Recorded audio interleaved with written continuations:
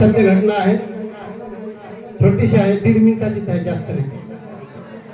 दरवर्षीप्रमाणे आपल्या शाळेमध्ये आरोग्य तपासणी शिबिर होत असते आणि आरोग्य शिबिरामध्ये डॉक्टर आणि डॉक्टर मॅडम सुद्धा आलेले असतात आणि आमच्या 6व्या वर्गाचा नंबर असतो.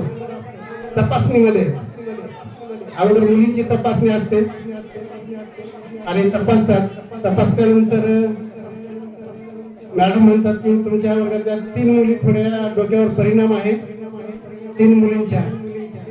मग मी म्हटलं मॅडम कोण कोणते आहे? त्यांनी म्हणतात एक सृष्टी, दुसरी आहे श्रेया आणि तिसरी आहे रुक्मिणी. या 3 मुलींच्या थोडस डोक्यावर असर आहे. मग मी म्हटलं काय करायचं? त्यांनी म्हटलं की बा पुण्याला वेड्यांचा दवाखाना आहे, तिथं या 3 मुलीला न्यावं लागतंय.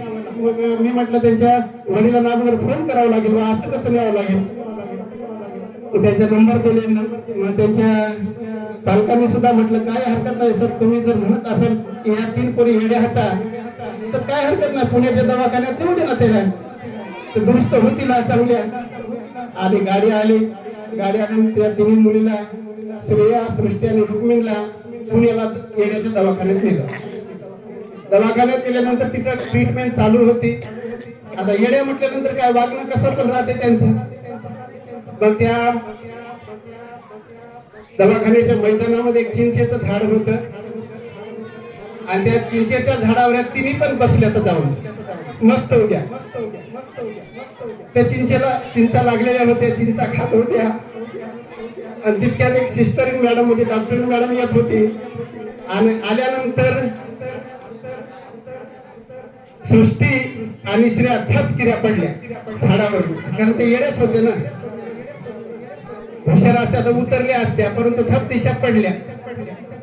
आणि पडल्यानंतर मग तितक्यात डॉक्टर मॅडम आल्या आणि आल्यानंतर श्रेयाला आणि सृष्टीला विचारलं, होय ग तुम्ही दोघी जणी पडल्या आणि ती वरची मुलगी जी रुक्मिणी नाही ती का पडली नाही? या श्रेयाने आणि सृष्टीने त्या मॅडमला सांगितलं, मॅडम आम्ही दोघी पिकल्या होत्या म्हणून पडल्या आणि ती कच्ची आहे म्हणून तशीच राहिली होती. यानंतर एक गीत होणार आहे.